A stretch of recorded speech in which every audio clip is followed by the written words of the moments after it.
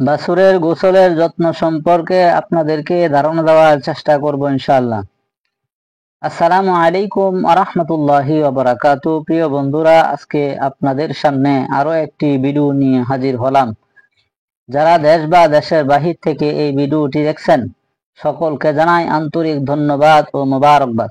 যারা এই চ্যানেলে নতুন আছেন, তাদের সকলকে জানাই আমার অন্তরের অন্তঃস্থল থেকে ভালোবাসা। আশা করি সাবস্ক্রাইব করবেন এবং পাশে থাকা বেল আইকনটি টিপে দিবেন ইনশাআল্লাহ। আজকে আমি বাছুরের গোসলের যত্ন সম্পর্কে আলোচনা করব। আশা করি এই ভিডিওটি প্রথম থেকে শেষ পর্যন্ত দেখবেন ইনশাআল্লাহ। এরা হচ্ছে আগামী দিনের সম্পদ, তাদের যত্ন নেওয়া আমাদের কর্তব্য। আমি আসলে গরমের দিনে 1 মাস বয়স থেকে বাছুরকে গোসল করাই। প্রতি সপ্তাহে একদিন দুপুরে একবার করে করাই। আপনারা দেখতেছেন প্রথম থেকে শেষ পর্যন্ত বাছুর গুলোকে ভিজিয়ে নিচ্ছি।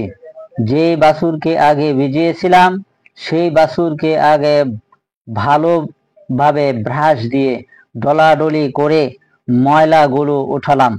আবার পানি দিয়ে সারা শরীর ধুয়ে দিলাম। খোরালি গরুকে পরিষ্কার করলাম। এভাবে সবগুলো বাছুরকে গোসল করালাম। এরপর বাছুরের মেজে পরিষ্কার করলাম, যেন মেজেতে কোনো ময়লা না থাকে। ময়লা থাকলে বাছুরের রোগ বালাই বেশি হয়, তাই প্রতিদিন মেজে পরিষ্কার করে দেই। তাদের খাবার পাত্রগুলো এভাবে পরিষ্কার করে থাকি, যেন বাছুরের রোগ বালাই এর আক্রমণ থেকে বেঁচে থাকতে পারেন। আপনারাও এভাবে যত্ন নিতে পারেন। আমি একজন ক্ষুদ্র খামারি এবং অসুস্থ, এভাবে প্রত্যেকটি কাজ করে থাকি। এক হাত দিয়ে এই কাজগুলি আমার করতে হয়। আপনারাও অল্প পরিসরে এভাবে খামার তৈরি করতে পারেন। আমি মনে করি যেন রাতের পরে দিন আসে, তেমন কষ্টের পরেও সফলতা আসবে ইনশাআল্লাহ। আপনারাও আমার খামারের জন্য দোয়া করবেন। আল্লাহ যেন আমার খামারে বরকত দান করেন।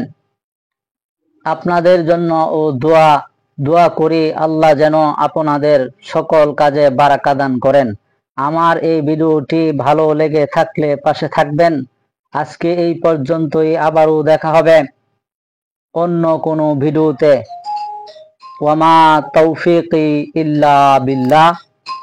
আসসালামু আলাইকুম ওয়া রাহমাতুল্লাহি ওয়া বারাকাতুহু।